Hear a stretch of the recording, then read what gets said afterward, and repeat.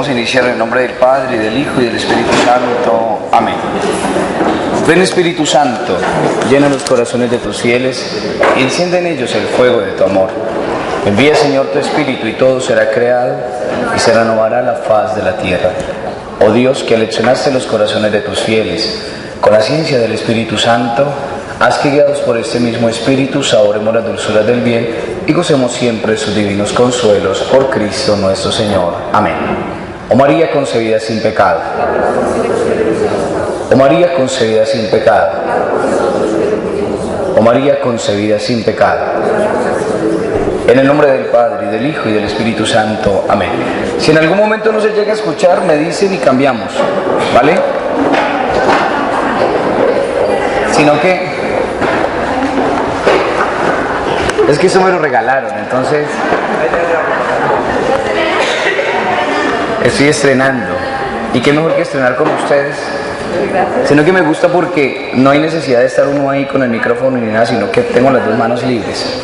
Bueno, vamos a analizar un momento los dos evangelios de los domingos pasados, ¿vale? Y después pasamos al libro del Génesis. Vamos a abrir primero nuestras Biblias en Lucas, capítulo 12, versículos 13 al 21. Lucas 12, 13 al 21.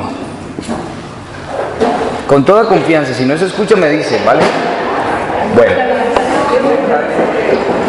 Lucas capítulo 12, versículos 13 al 21. Dice lo siguiente.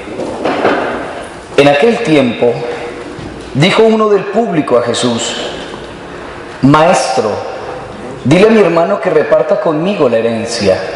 Él le contestó: Hombre, ¿quién me ha nombrado juez o árbitro entre ustedes? Y dijo a la gente: Miren, guárdense de toda clase de codicia, pues aunque uno ande sobrado, su vida no depende de sus bienes. Y les propuso una parábola. Un hombre rico tuvo una gran cosecha y empezó a echar cálculos. ¿Qué haré? No tengo a dónde almacenar la cosecha. Y se dijo: haré lo siguiente: derribaré los graneros y construiré otros más grandes y almacenaré allí todo el grano y el resto de mi cosecha. Y entonces me diré a mí mismo: hombre, tienes bienes acumulados para muchos años. Túmbate, come, bebe y date buena vida. Pero Dios le dijo: necio, esta noche te van a exigir la vida. Lo que has acumulado, ¿de quién será? Así será el que amasa riquezas para sí y no es rico ante Dios. Palabra del Señor. Bueno, este texto es un texto muy, pero muy interesante. Lo primero que nosotros hacemos cuando leemos este texto es hablar de la avaricia y posteriormente seguir hablando de la codicia.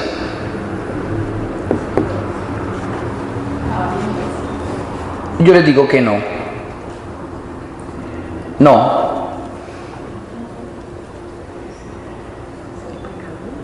No. Miren lo interesante del texto. Aquí el problema no es de la avaricia ni de la codicia. Aquí el texto inicia con una pregunta, y esa es la pregunta fundamental. Uno del pueblo, uno del público que seguía a Jesús le dice: Maestro, dile a mi hermano que reparta los bienes conmigo. El problema fundamental de estos versículos es un problema de hermandad,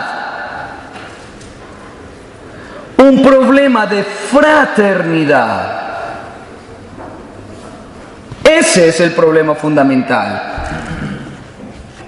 Y después sí aparece lo demás. Pero el problema fundamental es este.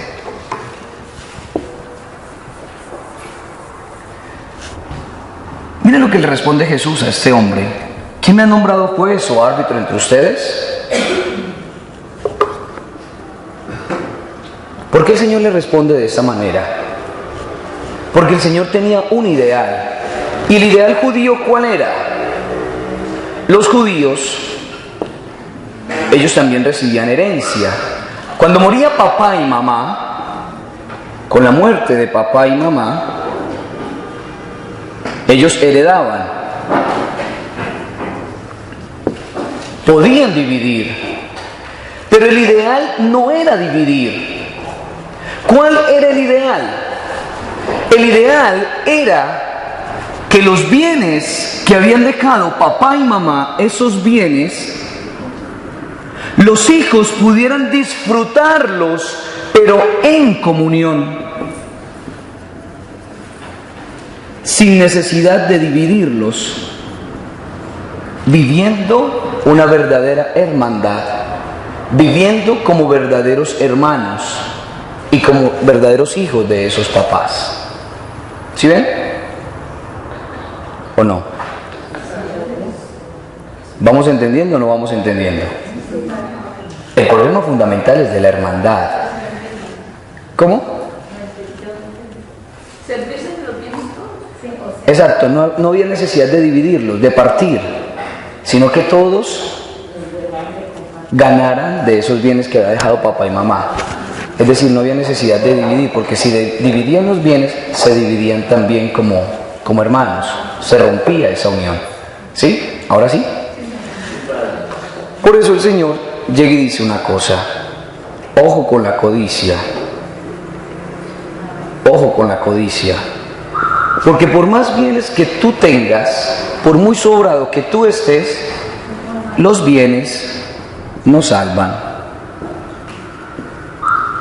Porque ¿qué es lo que hacen esos bienes? Aislarte de la comunión con tus hermanos. Y por eso miren la sabiduría de Jesús. Jesús es muy sabio. Jesús es muy sabio. ¿Puedo borrar? Jesús es muy sabio y propone una parábola. Les propone esta parábola y empieza a hablar de un hombre rico cuya finca le dio una gran cosecha y empezó a pensar para sí: ¿qué voy a hacer? Derribaré los graneros y haré unos muchos más grandes para almacenar toda la cosecha, para poderla almacenar. Y ya habiéndola almacenado, miren lo que dice el texto: me diré a mí mismo: túmbate, come, bebe, duerme, porque tienes bienes acumulados para muchos años. ¿Qué encontramos de simpático en la parábola? Porque hay una parábola. ¿Qué encontramos de simpático en la parábola?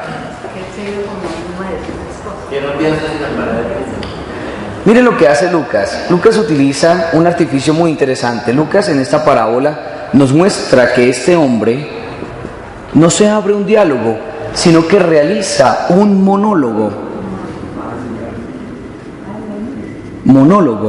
Habla para sí. Y entonces por eso la denuncia de Dios: insensato, necio. La parábola no nos dice si el hombre tenía esposa, si tenía hijos, no, porque se encerró tanto en sí mismo que no fue capaz de abrirse a la comunión con otra persona y cayó en esto, en el monólogo. Exacto. Y al caer en ese monólogo cae en un egocentrismo. Y después de ese egocentrismo va a caer en el egoísmo. Primero yo, segundo yo, tercero yo, cuarto yo, quinto yo, sexto yo, séptimo yo, octavo yo, noveno yo, décimo yo, siempre yo. El yo-yo. Y entonces, miren cómo inició la pregunta. Uno se levanta y le dice: maestro, dile a mi hermano que comparta la herencia conmigo. Es decir, dile que entre en comunión conmigo. Y después, ¿cómo termina? El Señor llega y le dice: necio, todo esto que has acumulado, ¿para quién va a quedar? Entonces, Miren la lógica del texto. Si el hombre no es capaz de entrar en comunión con su propio hermano, si no es capaz de entrar en comunión con su hermano, pues mucho menos va a ser capaz de entrar en comunión con Dios.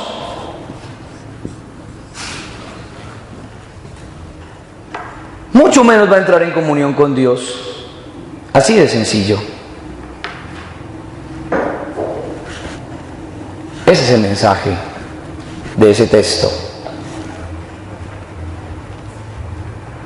¿Lo habían leído así?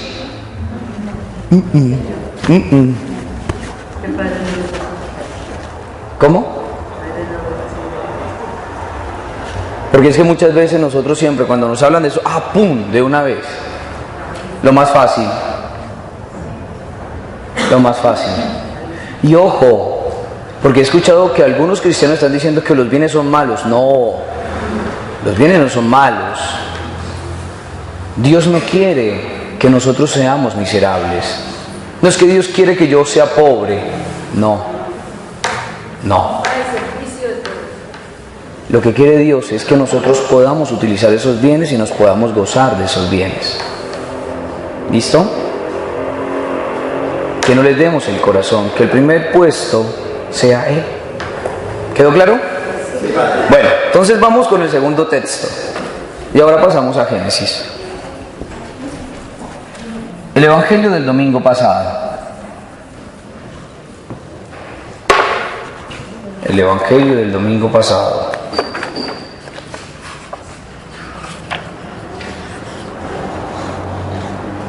Lucas, capítulo 12, versículos 32 al 48. Lucas 12, 32 al 48. Si voy muy rápido me dicen, si no hemos entendido me dicen, levantan la mano, tranquilos. Si quieren que cambie de aparato me dicen y cambiamos, no hay ningún problema. No solamente por darme contentillo a mí, porque yo estoy contento con mi juguetico, yo estoy contento. Tranquilo que si toca cambiar no hay ningún problema, yo cambio. De todas maneras yo no lo voy a votar porque es que me ha gustado muchísimo. Sobre todo porque tengo las dos manos disponibles. ¿Listo? Miren lo que dice. Lucas, capítulo 12, versículos 32 al 48. En aquel tiempo, dijo Jesús a sus discípulos: no temas, pequeño rebaño, porque tu Padre ha tenido a bien darte el reino. Vendan sus bienes y den limosna. Háganse talegas que no se echan a perder y un tesoro inagotable en el cielo, a donde no se acercan los ladrones ni robe la polilla. Porque donde está tu tesoro, allí estará tu corazón. Tengan ceñida la cintura y encendidas las lámparas. Ustedes estén como los que aguardan a que su Señor vuelva de la boda, para abrirle apenas venga y llame. Dichosos los criados a quienes el Señor al llegar los encuentre en vela. Les aseguro que se ceñirá, los hará sentar a la mesa y los irá sirviendo. Y si llega entrada la noche o de madrugada y los encuentra así, dichosos ellos. Comprendan que si supiera el dueño de casa a qué hora viene el ladrón, no le dejaría abrir un boquete. Lo mismo ustedes, estén preparados, porque a la hora que menos piensen, viene el Hijo del Hombre. Pedro le preguntó: Señor, ¿has dicho esta parábola por nosotros o por todos? El Señor le respondió: ¿quién es el administrador fiel y solícito a quien el amo ha puesto al frente de su servidumbre para que le reparta la ración a sus horas? Dichoso el criado a quien su amo al llegar lo encuentre portándose así. Les aseguro que lo pondrá al frente de todos sus bienes. Pero si el empleado piensa: mi amo tarda en llegar, y empieza a pegarles a los mozos y a las muchachas, a comer y beber y emborracharse, llegará el amo de ese criado el día y a la hora que menos lo espera, y lo despedirá, condenándolo a la pena de los que no son fieles. El criado que sabe lo que su amo quiere y no está dispuesto a ponerle por obra, recibirá muchos azotes. El que no lo sabe, pero hace algo digno de castigo, recibirá pocos. Al que mucho se le dio, mucho se le exigirá. Al que mucho se le confió, más se le exigirá. Palabra del Señor. Miren lo interesante. Abramos la Biblia. Porque es que para poder entender este capítulo, nosotros tenemos que leer Lucas capítulo 12.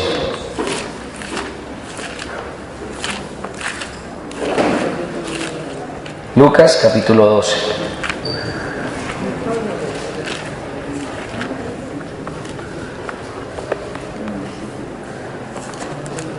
Lucas capítulo 12. Pero antes del capítulo 12, versículo 32, vayamos al versículo 22 de Lucas 12. ¿Qué le dice el Señor? Jesús dijo a sus discípulos: por eso os digo, no andéis preocupados por vuestra vida, qué comeréis, ni por vuestro cuerpo, con qué os vestiréis. Porque la vida vale más que el alimento, y el cuerpo más que el vestido.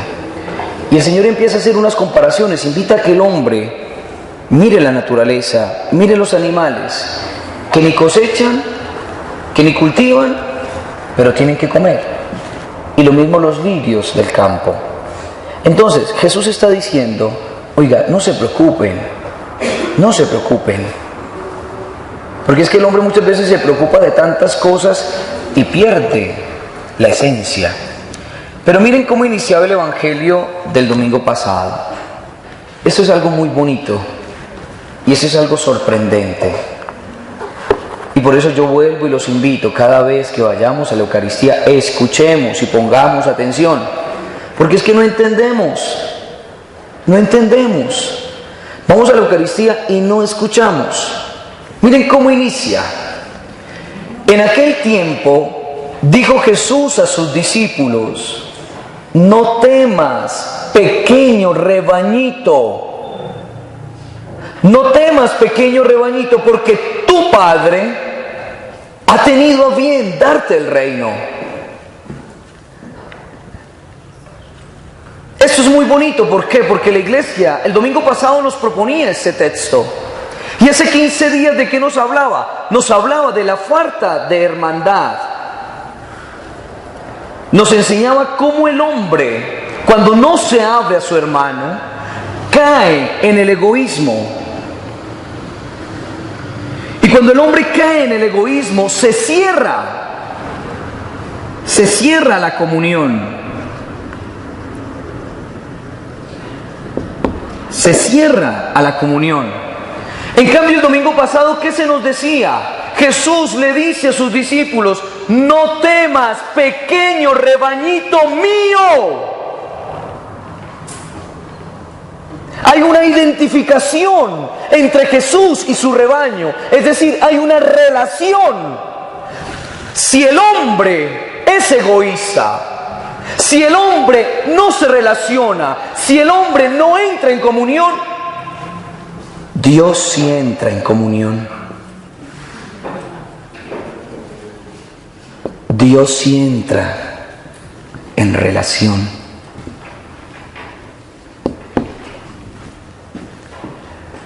¡Wow! Dios piensa totalmente distinto a cómo piensa el hombre. Totalmente distinto. Y miren lo que dice Jesús: no temas, pequeño rebañito mío. Es decir, nosotros somos su rebaño. Rebañito. Qué bonito el Señor. Mi rebañito mío. Es decir, Si nosotros somos su rebañito, ¿Él qué va a hacer? El pastor. El pastor.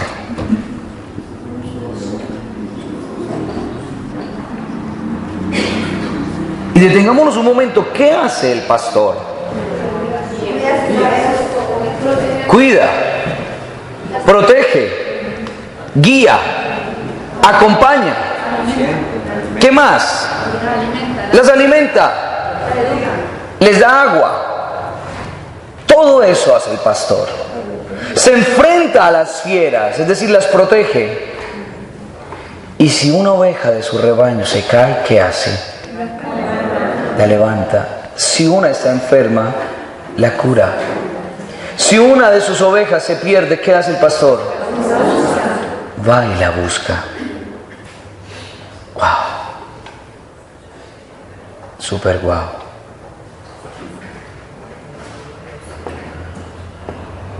Va y la busca.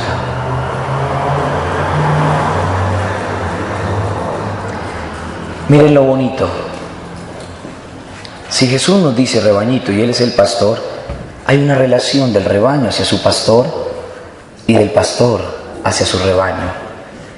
Entonces hay un aspecto relacional de comunión y de amor.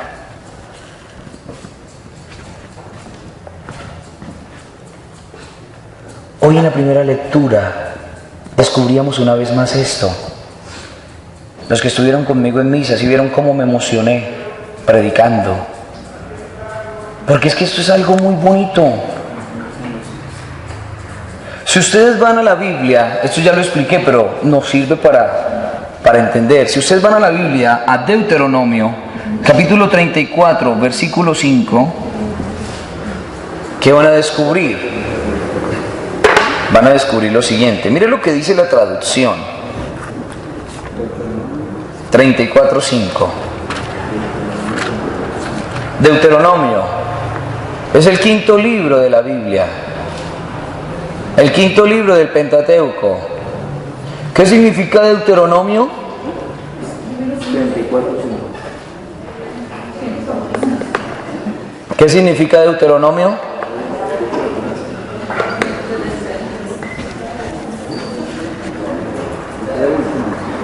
Oiga, eso está muy bien, que ustedes vengan y anoten, y eso es espectacular. Pero lean, repasen los apuntes.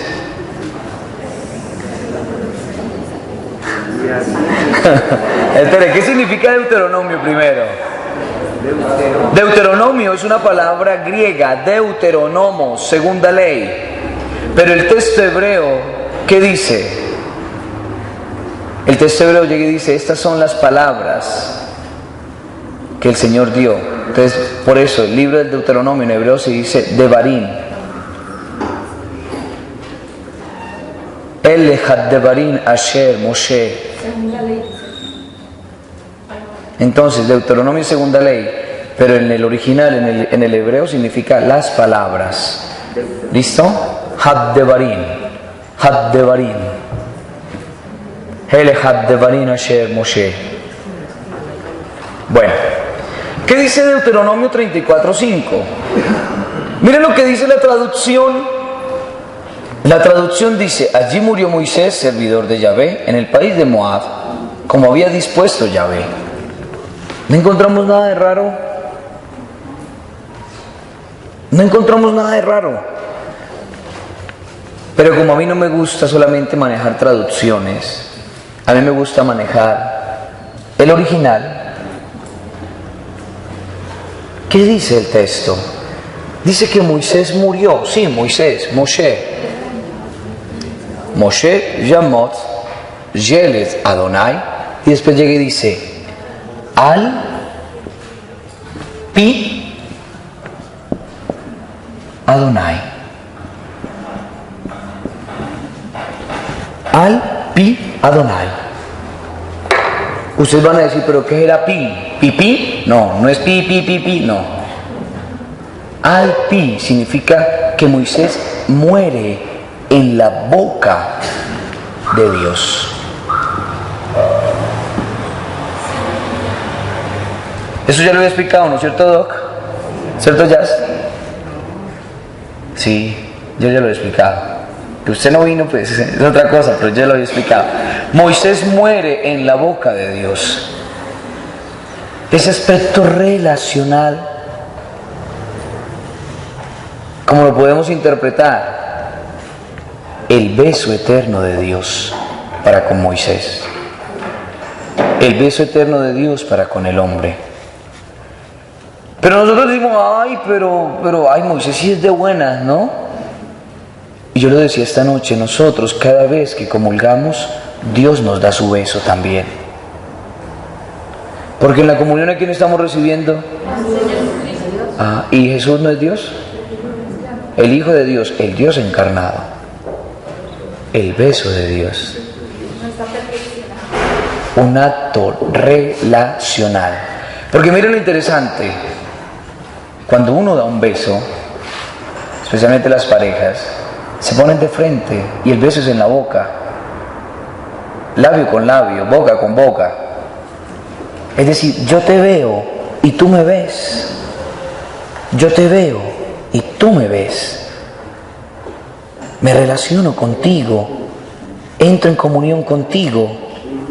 Entro en esa relación de amor profundo contigo. Wow. Por eso a mí me perdonan, es que yo me emociono mucho. Y yo les decía esta noche en la Eucaristía, pidámosle al Señor que siempre estemos enamorados, porque el amor uno lo mueve, lo cambia, lo transforma, lo renueva. Le dan esas ganas a uno para seguir viviendo.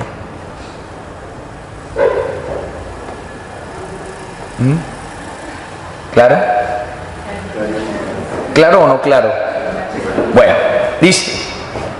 Pequeño rebañito mío, no temas, porque tu Padre, miren lo interesante, después llega y dice, tu Padre,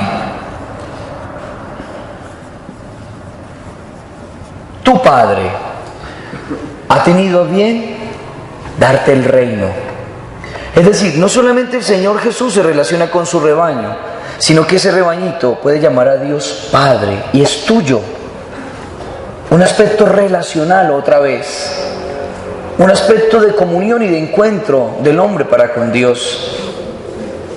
Pero después viene la segunda parte. La primera parte es el encuentro de Dios con el hombre y del hombre con Dios.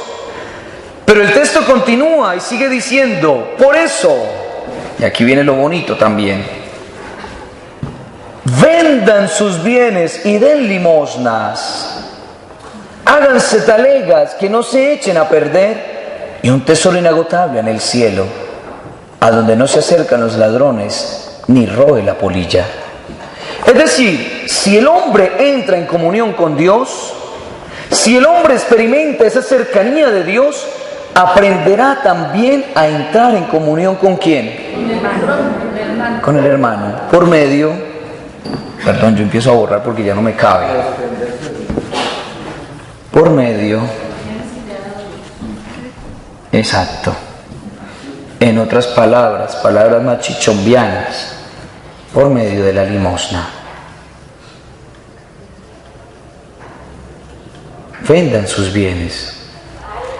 Es decir, Lucas, cuando cita esas palabras del Señor, ¿qué es lo que le está diciendo a sus hermanos cristianos de la comunidad de Lucas? Les está diciendo que ellos deben ser solidarios y deben entrar en comunión, no en la pobreza, no en la miseria, sino entrar en comunión con su hermano en los bienes. Esos bienes que son esos dones que Dios nos ha dado. ¿Sí ven? Y entonces, si nosotros entramos en comunión, miren lo bonito, si nosotros entramos en comunión con el Señor y entramos en comunión con mi hermano por medio de los bienes que el Señor me ha regalado, adquiriré un tesoro en el cielo. Haré una talega en el cielo. Por eso yo no entiendo a nuestros hermanos hermanos cristianos no católicos que dicen que no es necesario hacer obras. Yo no entiendo. Por caridad. Si el Evangelio mismo lo dice. Si el Evangelio mismo lo dice. No entiendo. No entiendo. Es la fe. Pero Pablo va a decir en Gálatas, la fe actúa por el amor.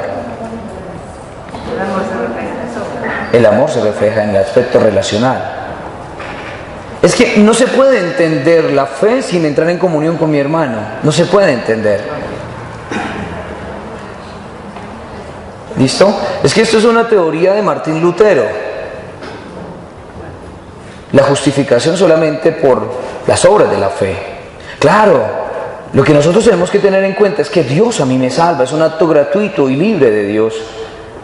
Pero como yo he recibido ese acto de amor del Señor, pues yo también entro en comunión con mi hermano por medio de las obras. Pablo, cuando habla de las obras, está criticando las obras de la ley. ¿Por qué? ¿Por qué Pablo critica esto?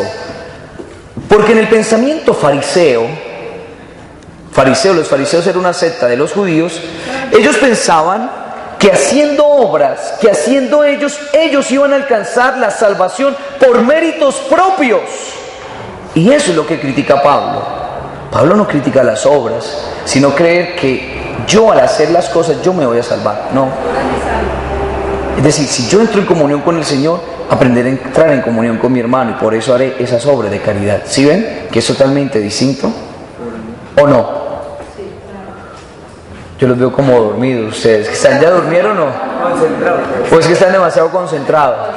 Que yo soy de Dios mientras que les estoy adornando, mientras tanto no. Es que es un aspecto relacional en su doble dimensión. Miren, yo vuelvo y repito, el aspecto relacional es muy importante en su doble dimensión, el hombre con Dios y el hombre consigo mismo.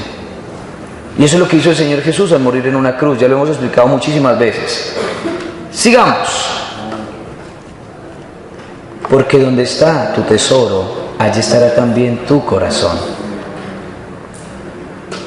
Miren esta imagen tan bonita. Y después de haber explicado esto, el Señor nos regala dos parábolas. La primera, la parábola de la vigilancia. Y la segunda, la parábola del servicio.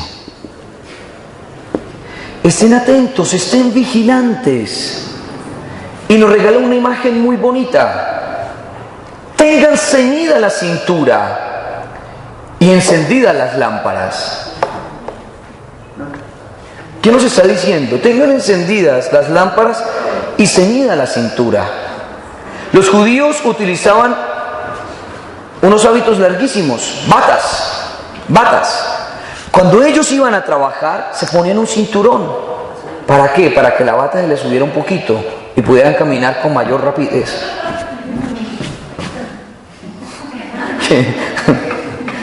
Pudieran trabajar, pudieran moverse, estar atentos y poder correr.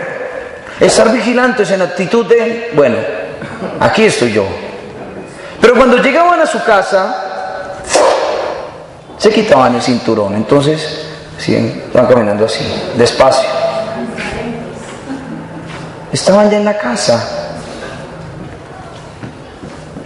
y con las lámparas encendidas. Una imagen que el Señor utiliza para la actitud de la vigilancia, estar vigilantes. Porque aquí Jesús introduce un tema, no sabemos el día y la hora en que llegue el Hijo del Hombre. Pero llega y termina diciendo, bienaventurados o dichosos, macarios. Recordamos las bienaventuranzas, bienaventurados, dichosos, los que el Señor encuentre en esa actitud, cuando venga y le abran la puerta. Y miren, si el Señor los encuentra en esta actitud de vigilancia, aguardándolo a Él, esperándolo, ¿qué va a hacer el Señor? ¿Qué va a hacer el Señor? Dígamelo con palabras del Evangelio. ¿Qué va a hacer el Señor? Lean el Evangelio. Al llegar los encuentra en vela, les aseguro que el Señor se ceñirá, los hará sentar a la mesa y los irá sirviendo.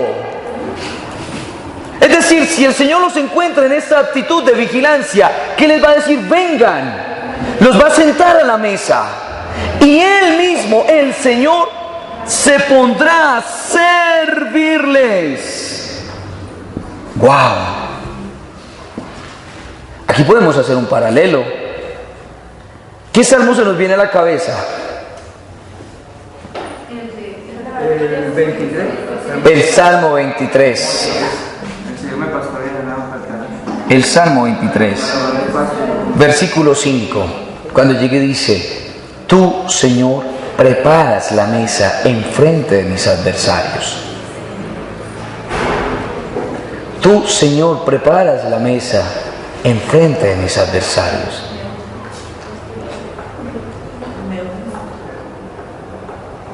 Me unge la cabeza y mi copa rebosa. El Señor a mí me sirve.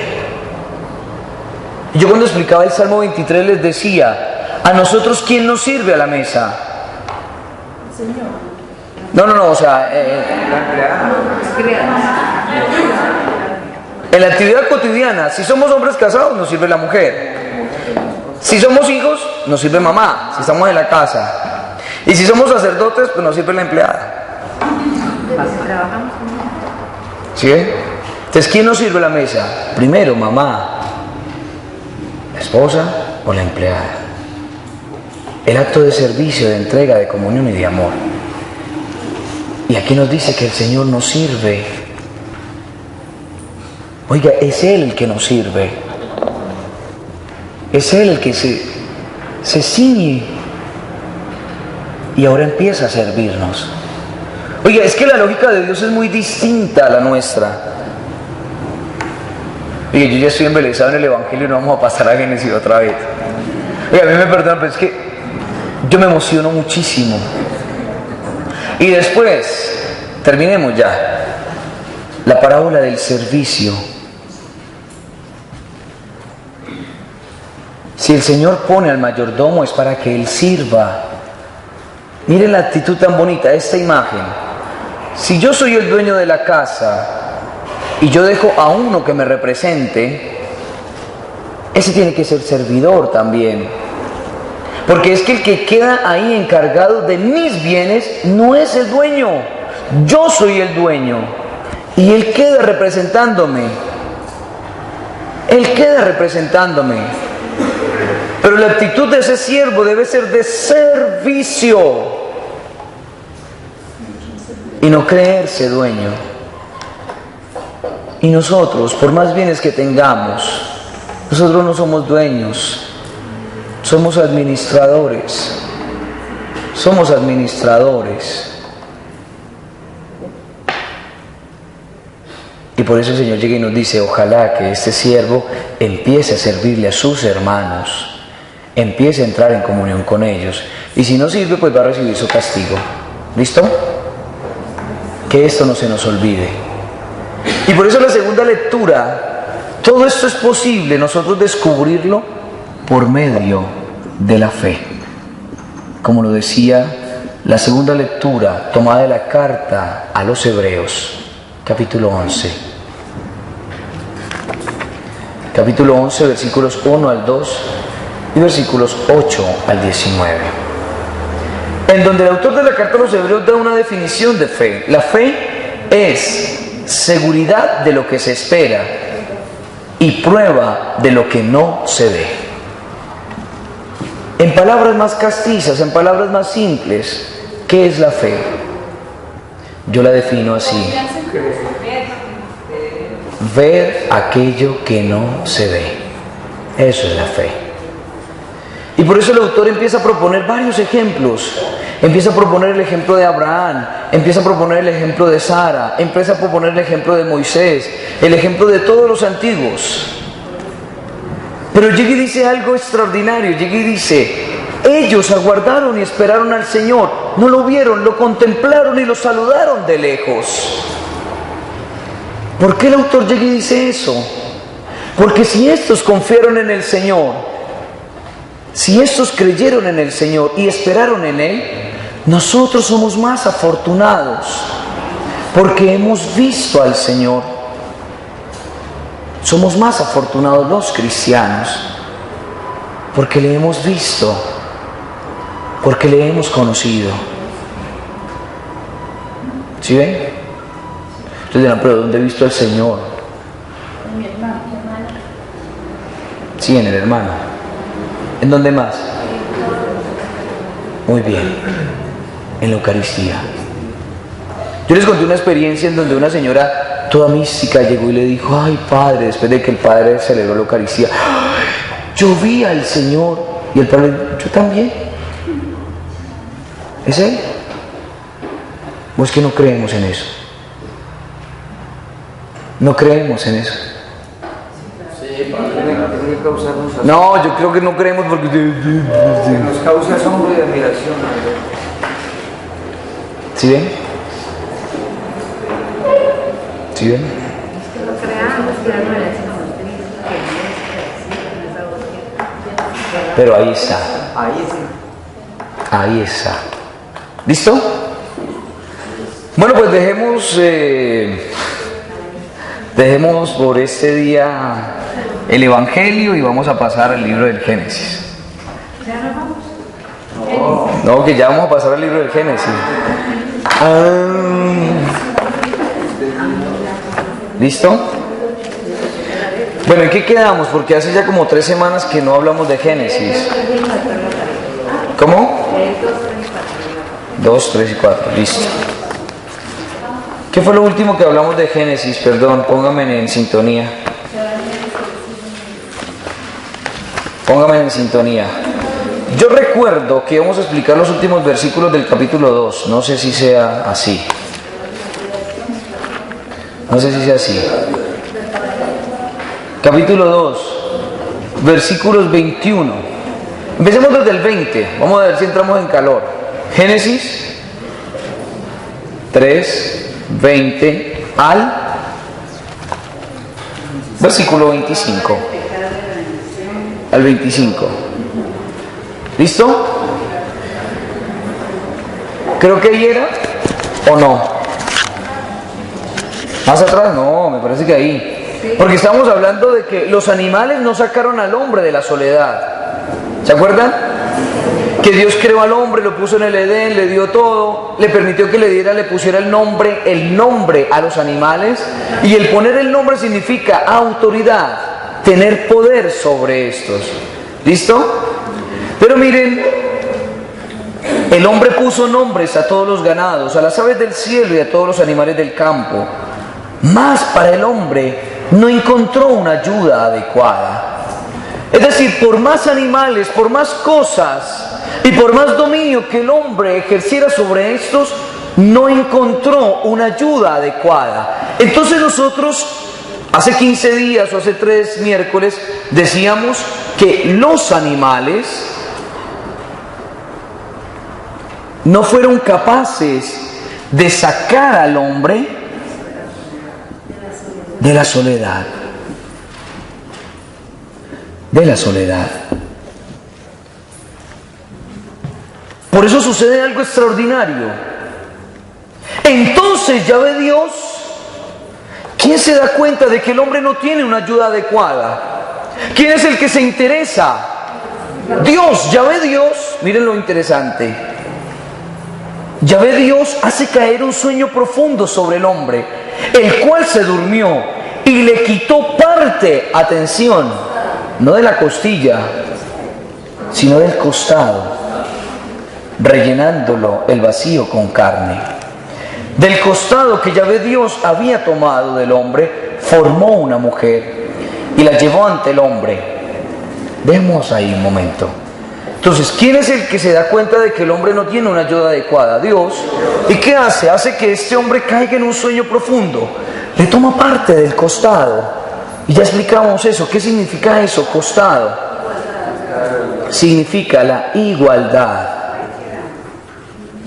No es que la mujer sea menos. Porque es que en la antigüedad hubo muchas interpretaciones diciendo que, primero, que la mujer era menos porque había sido sacada del hombre. Y en cambio una interpretación feminista llegaba y decía que la mujer era más. ¿Por qué? Porque Dios hizo primero un borrador que se llama hombre y después perfeccionó a la mujer. O sea, la mujer es un ser más perfecto. Pues no es ni lo uno ni lo otro. Porque es que hombre y mujer son Adán, es decir, humanidad. ¿Listo? Somos humanidad. Entonces el costado significa igualdad. La mujer es igual a mí en dignidad, en bondad y en amor. La mujer no es inferior, no es inferior al hombre. Que el hombre, claro, desarrolla mucha más fuerza y la mujer desarrolla mucha más ternura. Claro que uno se pone a pensar, ¿será que el sexo fuerte somos nosotros? Yo como que muchas veces no lo sé, yo como que lo pongo entre juicio.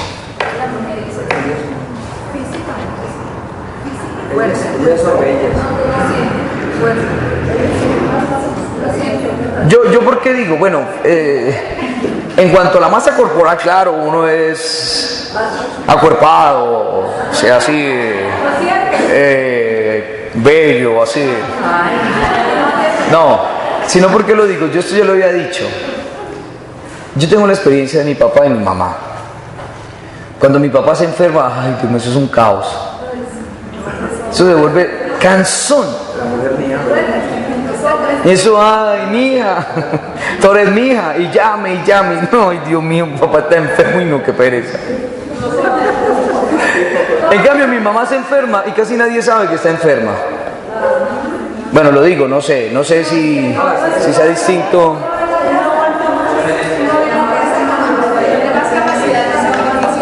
Bueno, listo, entonces miren, es igual, somos iguales, ¿listo? Bueno, ya síganme acá. Ya, no es recreo, tranquilos que ya vamos a terminar, tranquilos, falta nomás media hora, no es recreo. Entonces miren, Dios tiene la iniciativa, hace que el hombre se duerma, toma parte de su costado y después de ese costado que Dios le había tomado al hombre, formó una mujer. Es decir, la única persona que puede sacar al hombre de la soledad, el único ser, es lo que dice Vicente Fernández, sublime mujer.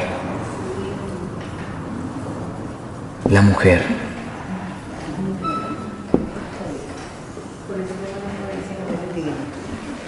La mujer. ¿Cuál es el proyecto originario de Dios? Aquí la Sagrada Escritura, desde Génesis capítulo 1, capítulo 2, capítulo 3, nos está hablando de la relación, el aspecto relacional. ¿Por qué es importante el aspecto relacional? Para luego entrar en comunión. Miren cómo es de lógico el texto. Dios se da cuenta que el hombre está solo. Los animales no lo sacan. Solamente la mujer lo puede sacar de esa soledad. Entonces, si el hombre aprende a entrar en comunión con su mujer, aprende a relacionarse con ella, los dos van a entrar en comunión. Y si los dos se aprenden a entrar en comunión y aprenden a ver también sus diferencias, porque es que lo bonito es que no somos iguales. La mujer es distinta a mí y yo soy distinto a la mujer, pero nos podemos relacionar, podemos entrar en comunión. Porque si la mujer no fuera distinta a mí, entonces esto no sería relación, esto no sería comunión. ¿Qué sería? ¿Qué sería? Sería egocentrismo, porque sería yo con yo. Entonces sería mirarme al espejo y decirme, ay María, es que yo soy lo más bello. Y después desde el espejo, sí, yo soy el más bello. ¿Qué relación hay en eso? Nada. Ahí no hay relación. Comunión. Y miren lo interesante, el texto no lo dice, pero nosotros tenemos que ser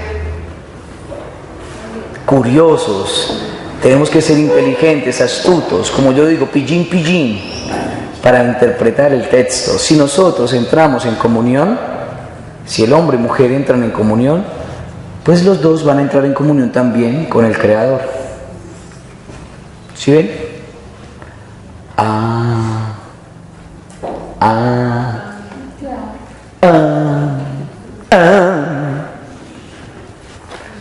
Y miren, ¿hasta ahí vamos bien? Bueno,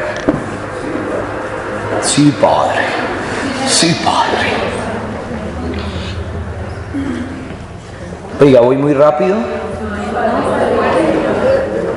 Bueno, porque es que por ahí dicen que el Padre prende la moto y sale y se baja. Miren lo que hace Dios. Imaginémonos la escena. Yo vuelvo y repito, cuñita. Nosotros, para entender el significado de los textos, debemos imaginarnos la escena. Dios hace dormir al hombre, toma parte del costado, crea a la mujer, y miren lo que hace Dios. Y la llevó ante el hombre. Dios la llevó ante el hombre. Se la entregó como don. Entonces este exclamó: esta vez sí que es hueso de mis huesos y carne de mi carne. Esta será llamada mujer, porque del varón ha sido tomada. ¡Wow! Y muchas veces nosotros leemos estas palabras y decimos: ay, Dios mío, ese hombre es espectacular. Ese elogio que le hace a la mujer, grandioso. Y esas palabras tienen veneno. ¿Por qué? ¿Por qué? Lo vamos a descubrir en un momento. Miren lo que dice el hombre: esta vez sí que es hueso de mis huesos y carne de mi carne. Esta será llamada mujer, porque del varón ha sido tomada. Empezamos a tratar de descubrir qué significa carne de mi carne y hueso de mis huesos. Cuando en la Sagrada Escritura se habla de carne, carne de mi carne, perdón, empieza diciendo hueso de mis huesos. Empezamos por ahí. Hueso de mis huesos.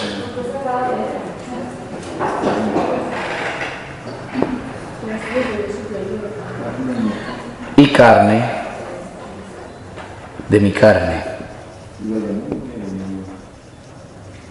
Listo, hueso de mis huesos y carne de mi carne. Listo.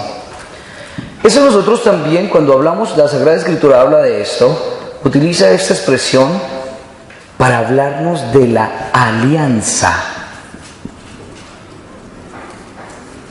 La alianza. Y la alianza siempre lleva a la comunión. Eso lo encontramos en 2 de Samuel. Vayamos a 2 de Samuel, capítulo 5. Segundo libro de Samuel, capítulo 5, versículos 1 al 3. Samuel, 2 de Samuel 5, 1, 3.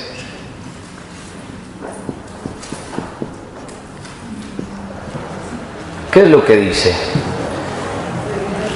Vinieron todas las tribus de Israel donde David a Hebrón y le dijeron: mira, hueso tuyo y carne tuya somos nosotros. ¡Wow! ¡Wow! Van las tribus de Israel, las tribus del norte, ante David, a Hebrón, al sur. Y le dicen: van a hacer un pacto, van a hacer una alianza. Y utilizan esta expresión. Pero miren lo interesante, lo que dice: hueso tuyo y carne tuya somos. Término de alianza. Vayamos a 2 de Samuel capítulo 19, versículo 13.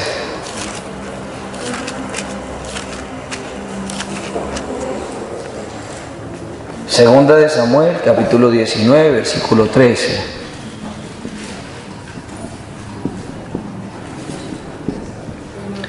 ¿Qué dice? Dice lo siguiente. Empecemos desde el versículo 12b.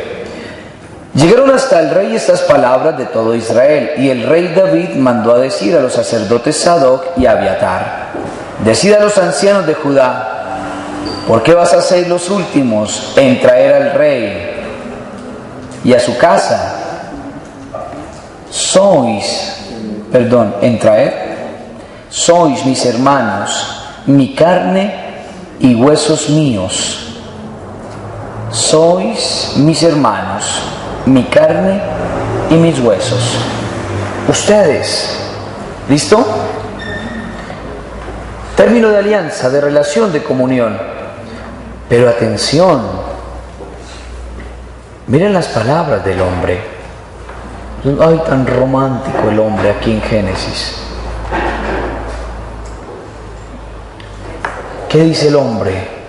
Y dice, esta vez sí que es carne, hueso de mis huesos y carne de mi carne. Por eso será llamada varona, porque del varón ha sido tomada. Oiga,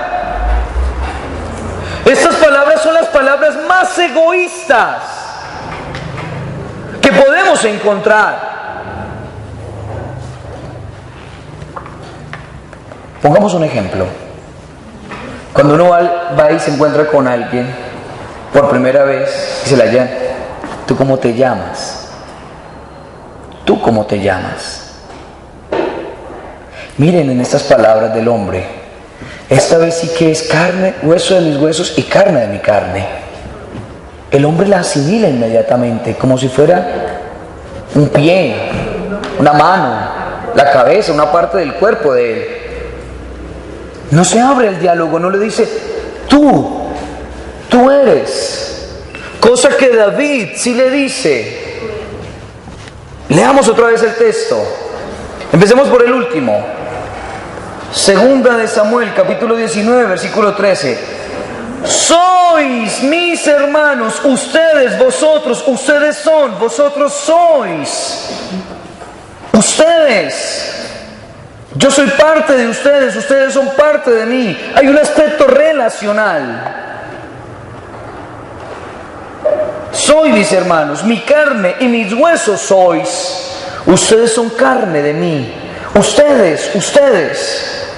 Vayamos ahora a 2 de Samuel, capítulo 5, versículos 1 al 3. Vinieron todas las tribus de Israel donde David a Hebrón y le dijeron, mira, hueso tuyo y carne tuya somos nosotros.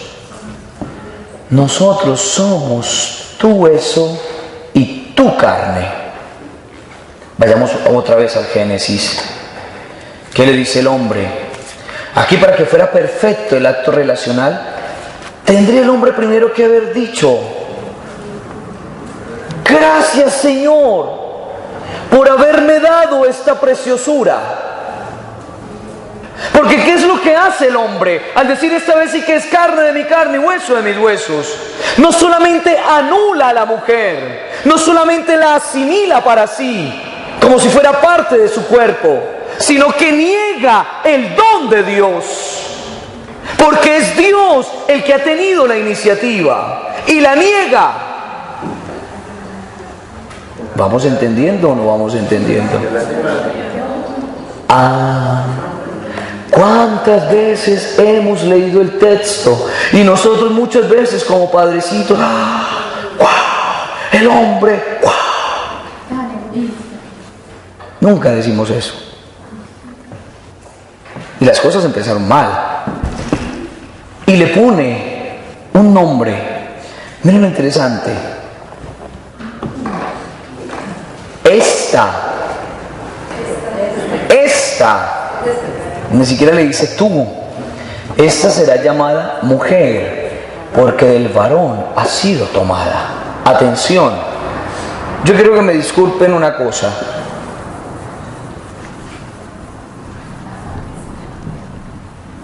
Miren lo interesante. Aquí hay un juego de palabras en hebreo. Y es muy interesante. Cuando Dios hace dormir al hombre, Dios utiliza el término Adán. Adán, que viene de Adamá, que significa tierra. Adán.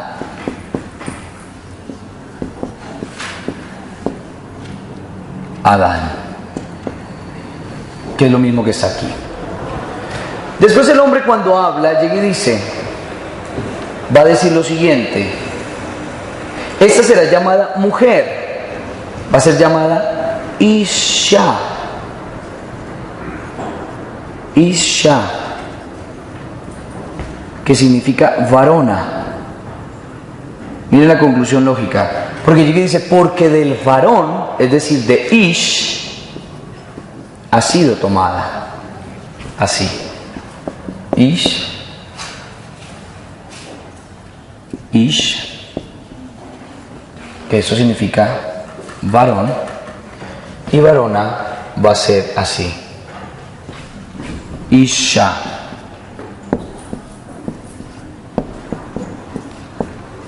Isha. Es muy parecido. Encontramos la misma letra, encontramos ese puntico, este es una shin, ese también, pero aquí es doble. Ish, isha, son muy parecidas. O pongámoslo así, en palabras castizas. Ish, ¿sí ven? Ish, ish, se parecen, ¿sí o no? Pero el hombre miente. Porque la mujer no ha sido tomada de Ish. La mujer ha sido tomada de Adán. Es decir, miren la lógica. El hombre piensa que la mujer ha sido subordinada, es decir, está en ese aspecto subordinado a él. Y no, miren, Dios la toma de Adán. Es un juego de palabras. No creo que se cree confusión. ¿Por qué? Porque es que Adán es tanto el hombre como la mujer. ¿Listo? ¿Qué significa hombre y mujer? Significan humanidad. ¿Me entendieron o me los enredé? Humanidad.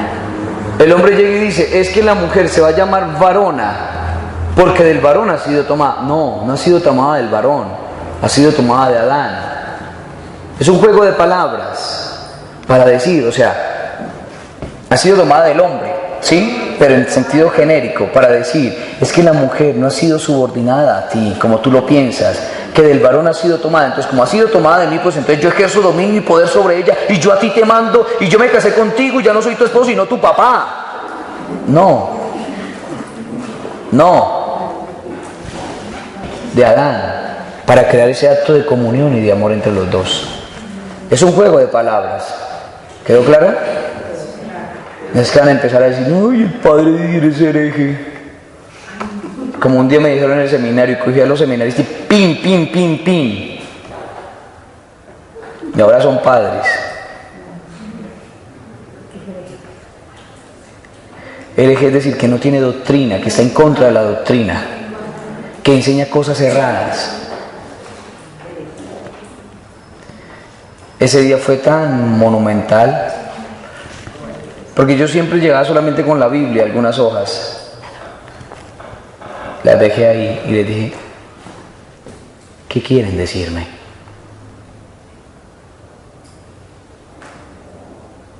Eso sí, llegué de buen genio, de un genio extraordinario.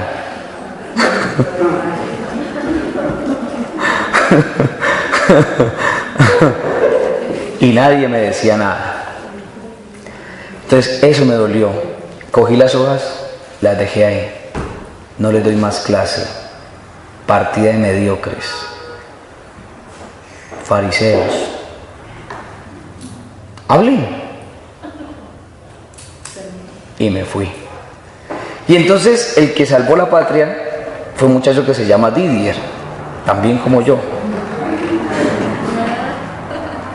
Que él me llamó y me dijo, no padre, venga, nos queremos mucho. Y entonces ahí sí, no levantó la mano y dijo una bobada, pero bueno, se cuadraron las cosas.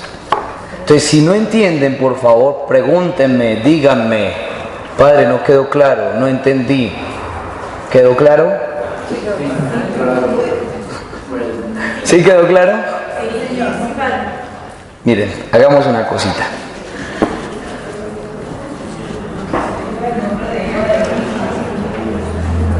¿Cómo? ¿El nombre de Eva? ¿Qué es lo que dice? Adán y Eva. Pero es que Eva va a aparecer después, el nombre. Porque el nombre original es mujer. Después en Génesis 3:20, el hombre le pone Eva, Azgua, que significa madre de los vivientes. Es decir, dentro de esa humanidad hay una parte que es madre de vivientes, ¿sí? Entonces miren el acto original. Dios Adán. Adán, que significa humanidad. ¿No es cierto? Toma el pedazo de costado y crea a la mujer. Es decir, la mujer hace parte de la humanidad, así como tú, hombre, eres parte de esa misma humanidad. ¿Sí ve? Los dos forman la humanidad. En cambio, cuando el hombre llega y dice, tú vas a ser llamada mujer porque del varón, él dice, no, es que yo soy el varón, entonces de mí ha sido tomada, entonces ella es inferior y por eso yo la voy a subordinar. Y no, miren el acto, es humanidad para que te relaciones con ella y ella se relacione contigo.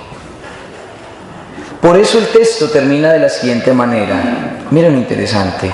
Las palabras del hombre. Aquí sabemos que la primera embarrada que cometió el hombre fue aquí. Por eso, versículo 24. Por eso deja el hombre a su padre y a su madre y se une a su mujer y se hacen una sola carne. ¿Esto quién lo dice? ¿Esto quién lo dice? ¿Esto quién lo dice?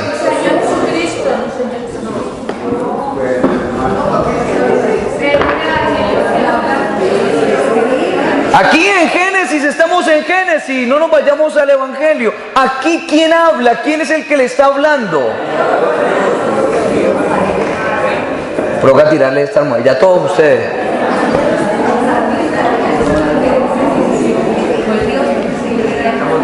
El narrador.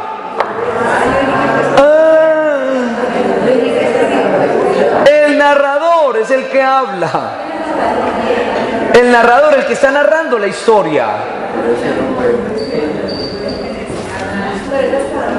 Miren, entonces ya ve Dios, miren lo interesante, es que nosotros tenemos que tener en cuenta que en la Sagrada Escritura hay un narrador, el que va contando la historia, que en algunos momentos ese narrador permite que Dios hable o deja que Dios hable, en otros momentos que el hombre hable, que la mujer hable, que empiecen a interactuar, pero hay un hilo conductor. ¿Quién es el que nos está contando la historia?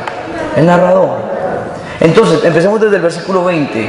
El hombre puso nombres a todos los ganados. ¿Quién nos está narrando? ¿Quién nos está diciendo esto?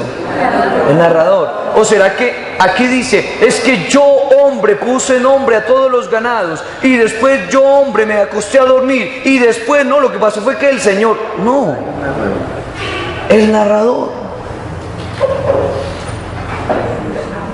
es el que también nos muestra los sentimientos de Dios. Entonces, ¿por qué estas palabras aparecen ahí? Por eso deja el hombre a su padre y a su madre y se une a su mujer y se hacen una sola carne. ¿Sí? Cuando comienza, digamos, la vida, uno ve, ¿qué me dice Adán? ¿Correcto? Aparece la mujer junto a Adán en la forma que usted está diciendo. ¿Y por qué el narrador habla en ese momento cuando todavía no llegamos a la etapa del pecado? Que digamos cuando la mujer comienza a formar su familia. ¿En ese momento cuál es el papá y la mamá de ellos? ¿Y ellos cómo van a tener papá y mamá? Es que, atención, los nombres Adán, Eva, tienen una significación. Adán, como ya lo dije, que viene de Adamá, Adán,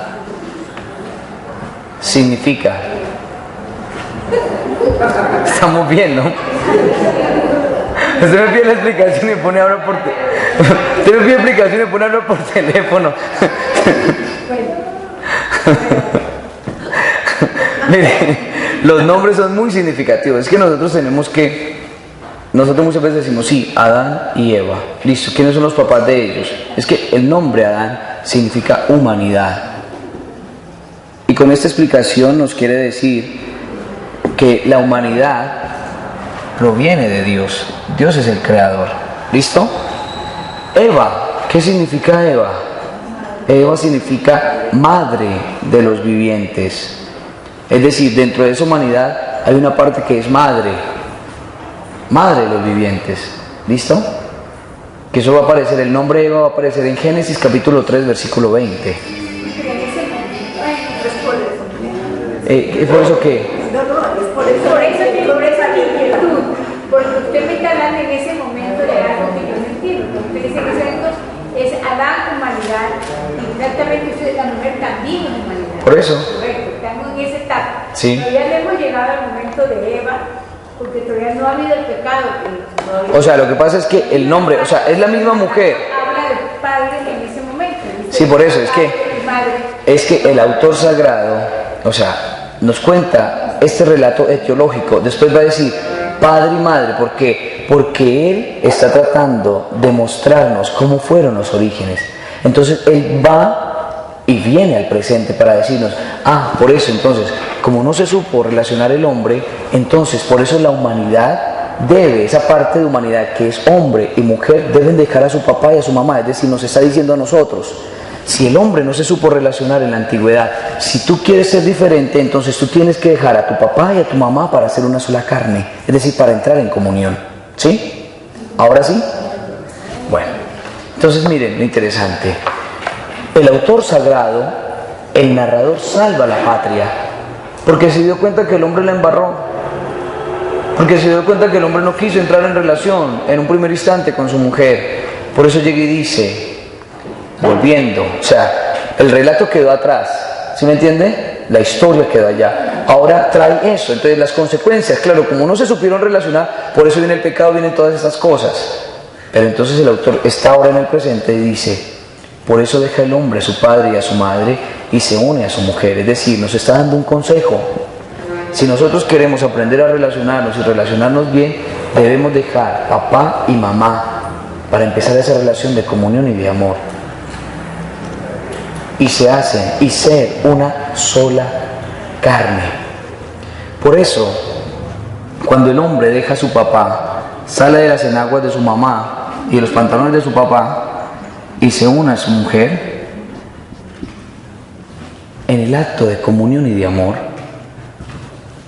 ese acto de penetración, de comunión expresado en el acto sexual, se hacen una sola carne.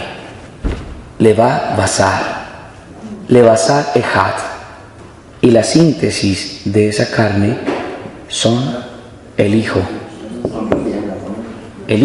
o los hijos, que son la síntesis del acto de comunión de amor entre los dos. Por eso, ¿qué son los hijos? ¿Qué somos nosotros? Somos la síntesis del amor, la síntesis del amor de papá y mamá. Yo una de las cosas que sí tengo que sentirme orgulloso fue porque eso me lo dijeron mis papás. Claro que yo no me parezco ni a mi papá ni a mi mamá. En algún momento me dijeron que yo era recogido, pero yo no sé.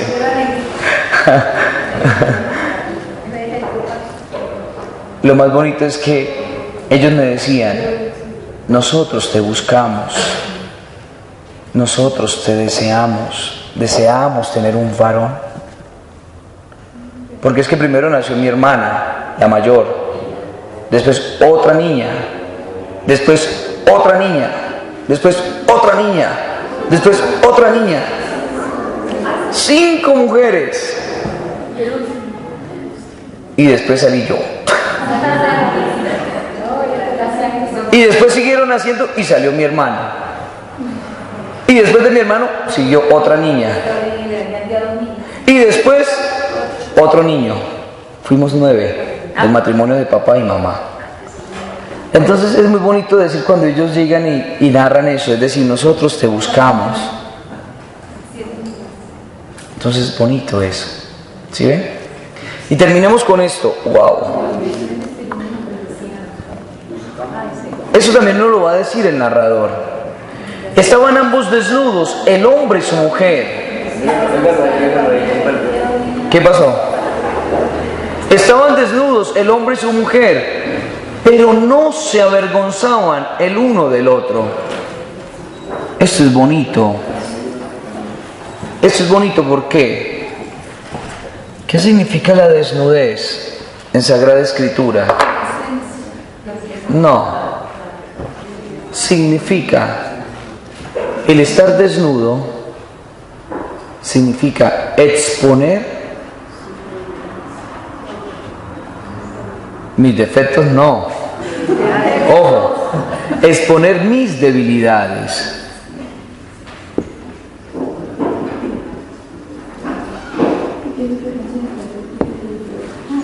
Exponer mi debilidad.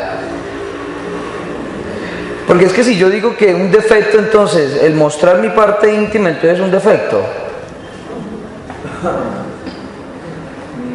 Y entonces yo soy defectuoso y ustedes las mujeres no son defectuosas. No.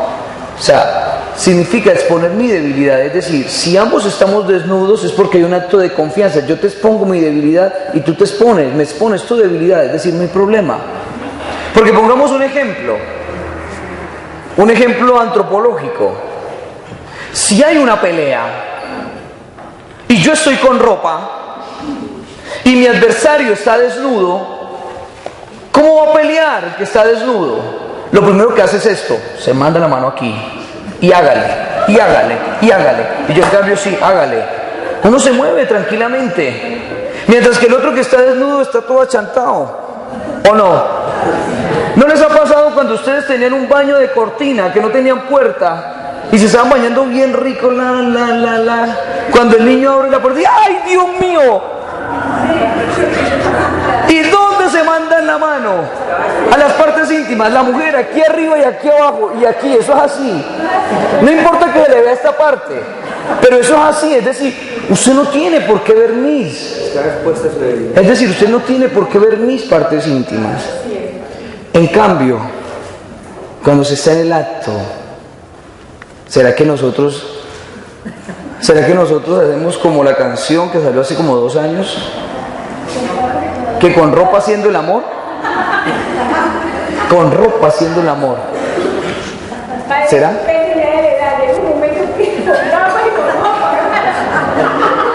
Bueno, eso yo no sé, pero, o sea, oiga, no, oiga, no. El acto es eso. Pero después vamos a hacer un paralelo con Génesis 3:7, que es muy interesante. Es decir, no sentían vergüenza. Es decir, se exponían. No hay problema. ¿Listo? Es decir, la desnudez es signo de total exposición al otro. Me expongo al otro. Y si el otro también está desnudo, pues se expone a mí. Si hacemos una pelea en donde los dos estamos desnudos, ahí sí que ahorita sí venga para acá. Una sola mano. No, ahí sí ya, usted también está desnudo, yo también estoy, pues hágale, ¿qué pasa? Pasa nada. Ahí ya se acabó la pena. Usted me lo está mostrando, yo también lo estoy mostrando. Hágale.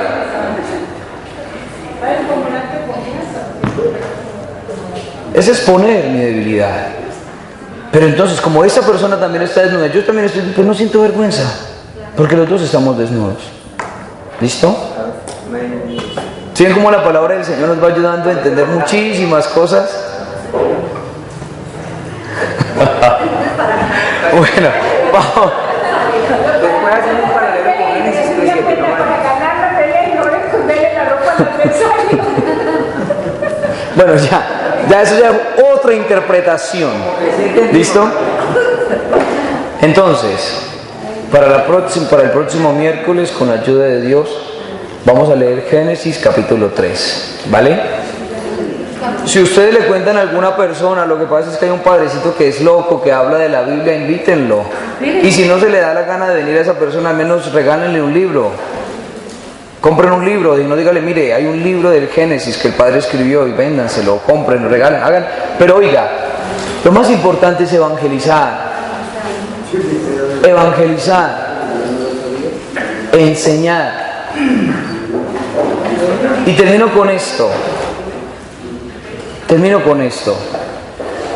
Oiga, yo no sé, eso es un defecto de nosotros los seres humanos.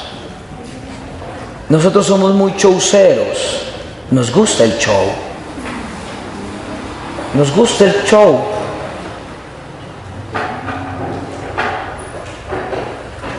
Yo cuento esto y vuelvo y lo cuento.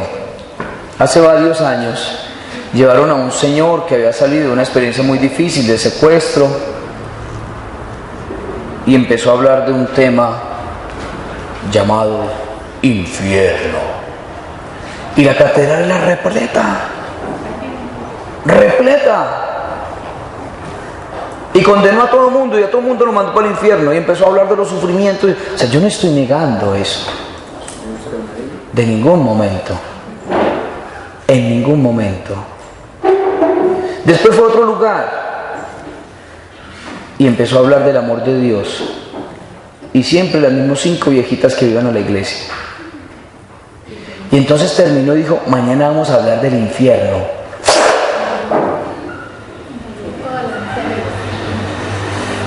Tuvieron que sacar parlantes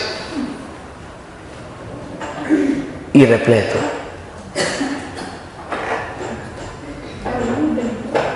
A nosotros nos gusta hacer show.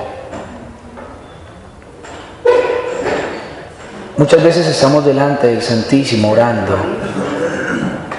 Y si no hay 3 o 4 personas que se patarribien, no, es que la exposición no estuvo buena. Es que estuvo buenísimo. Estuvo chéverísimo, bacanísimo. Por Dios. Por Dios. Estamos ya como los fariseos en el Evangelio de Lucas, cuando le dicen al Señor, oye, ¿y usted qué milagro, qué signo nos muestras para creer que tú eres el enviado? Nos gustan los signos. Y ella, ¡puf!, se cayó uno. Ella, ¡puf!, se cayó el otro. Ella, todo el mundo se cayó. Y entonces viene, oye, yo no me caí. Entonces yo soy muy pecador. Yo soy muy malo. Yo no me caí. Pues es que ya uno se va cayendo uno, el otro, entonces todos nos vamos cayendo al unísono. Yo no estoy negando, atención, que Dios se manifieste, pero atención, pidámosle al Señor que nos dé la gracia de saber escuchar, de saber entender esa palabra de amor que Él nos regala. Por eso leamos la Biblia. Muchas veces llegan y me dicen, padre, lo que pasa es que yo compré un libro que ese señor habla de la experiencia. Sí, bonito, léanlo.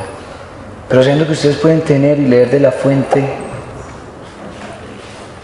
Si ustedes quieren leer algo precioso, lean la Biblia, lean los Salmos. Busquen a alguien que se las explique. ¿Usted por qué cree que uno se seca en otro no? ¿Cómo? ¿Usted por qué cree que uno se cae en otro no? Que unos se quedan y otros no. Se cae. Yo me lo reservo. ¿Por chúceros? Yo me lo reservo. No, o sea, yo no estoy negando. ¿Los católicos dicen que ocurren también a veces que se caen? Yo no estoy negando eso, atención. Yo no estoy negando eso. Eso se puede dar. Aunque yo le diga algo, que a mí, yo sé a qué se refiere usted porque yo estuve ahí. No, yo no me estoy refiriendo a nada, yo solamente estoy diciendo. O sea, la experiencia que se vivió el otro día, y yo le digo algo que lo comentaba con una persona, yo decía, la Biblia dice que hay dones en Sí. ustedes no los tienen. Lo que usted dice es muy cierto, uno no sabe, uno entra a la parte del funcionamiento, muchas cosas, y le digo, es que uno, los que más tienen una ignorancia muy amplia, falta de conocimiento de una Biblia. Y cuando vemos una cosa de esas, muchas veces nos dejamos arrastrar en esa sección, muchas veces de show, porque hay personas que estamos más predispuestas a una cosa que otras, como no forman parte, y a su vez otras que entran en el escepticismo, en el cuestionamiento, sin base, sino increíble, no entienden. ¿Ya? Yo pienso que el católico ha vivido muy alejado de su iglesia, porque lo que estamos viviendo hoy en día es un asentamiento nuevo. Entonces hay una ignorancia muy profunda, porque yo estuve ahí y cuando salí, hubo pues gente impresionada, hay gente que lo que usted dice, ¿será que yo soy muy bueno, el otro no, será que yo soy tan pecadora? Había los dos extremos, yo me callé, yo me retiré, pero hubo otro donde entra la duda. Ajá. ¿Sí me entiende? Entra la duda, ¿por qué la iglesia permite eso? Es decir, Entonces hay un cuestionamiento muy grande que se lleva. Yo les digo, en palabras bíblicas, lo que Jesús le decía a Tomás, dichosos los que creen sin ver. Punto. Si eso se da, si eso viene de Dios, bien. Si eso no se da, bien. Yo creo en el Señor. Punto. Porque se dan experiencias, y yo no lo niego, se dan experiencias. Pero miren, atención, Yo esto lo he dicho y vuelvo lo digo, no lo digo ahora por cosas que se vieron, no. Una de las cosas que nos decía Monseñor Fabio, y eso lo dice muy claramente, de manera implícita la Sagrada Escritura, el diablo hace de todo. Sanaciones, don de lenguas, un montón de cosas. Lo único que no hace el diablo es humillarse y obedecer. Punto. Padre, si en la Biblia se habla del don de lenguas y todas esas manifestaciones del Espíritu Santo en los seres humanos, entonces, a ver, usted dice que el diablo de pronto también tenga su influencia, como tal vez no la tiene. Entonces, eso se puede dar en la Iglesia Católica si es bíblico. Si es bíblico, entonces, ¿por qué siempre tendremos la tendencia como a dudar? ¿O cómo hacemos para saber si Mire, es de verdad? Lo más interesante es, ¿De Dios o de Cristo? cuando hay alguien, ¿Qué hay ahí para mire, diferenciar? lo interesante es, se lo respondo con esta nomás. Todos nosotros los sacerdotes tenemos poder y tenemos autoridad para hacer cualquier cosa. No la usa. Si nosotros, no lo usamos porque no querramos. Yo recuerdo que Monseñor Fabio nos dijo a nosotros, nadie me hace exorcismos, punto. Punto. Solamente hay uno o hay dos autorizados. Tenemos el poder y la autoridad. Que yo no la ejerza. ¿Por qué? Por obediencia a mi obispo. Porque estoy en comunión con él. ¿Y mi obispo quién es? Mi obispo es sucesor de los apóstoles. ¿Y los apóstoles quiénes fueron? Los depositarios de la doctrina del Señor. ¿Sí me entiendes? Estoy en comunión con él. ¿Sí ves? Entonces por eso yo no voy a hacer algo que vaya a romper. Por eso, porque es que siempre está la tentación, ¿no? Hagamos esto. Y por eso es tan delicado cuando decimos, no, lo que pasa es que yo no estoy en comunión con la iglesia, entonces ¿usted en qué está? Entonces no estamos en nada. Padre, pero hay cosas que suceden especiales, o sea, que fuera lo que le pasó precisamente al Papa Francisco. ¿Qué le pasó? Es cierto que creo que en la segunda audiencia que hizo, sí se hizo un exorcismo y el Vaticano lo reconoció, lo publicaron en medios y el Vaticano lo reconoció. Pero es que miren, o sea, es el Papa. No, por eso, a lo que me refiero es que hay cosas que suceden sin buscarlas. Por eso, pero es que yo vuelvo y repito, yo no estoy negando, porque así como existe el bien, existe el mal, y la maldad es muy grande, pero es más grande, más fuerte el amor y la bondad, sino que hay que tener y saber discernir, porque si no, entonces, atención, si no, entonces nuestra fe se vuelve chaucera, entonces si no hay show, entonces no, Dios no se manifiesta. ¿Cómo hacemos para Por eso entonces se necesita purificar y empezamos desde aquí, desde la misma palabra de Dios, a purificar muchas cosas que nosotros llevamos, porque es que a nosotros nos gusta todo lo sensacional, todo lo sensacional, somos sensacionalistas. Bueno, yo termino acá porque ya me estoy alargando mucho, ya si alguien quiere quedar. El Señor esté con ustedes. La bendición de Dios Todopoderoso, Padre, Hijo y Espíritu Santo, descienda sobre ustedes y los acompañe siempre. Amén. Bueno, muchas gracias, Dios los bendiga.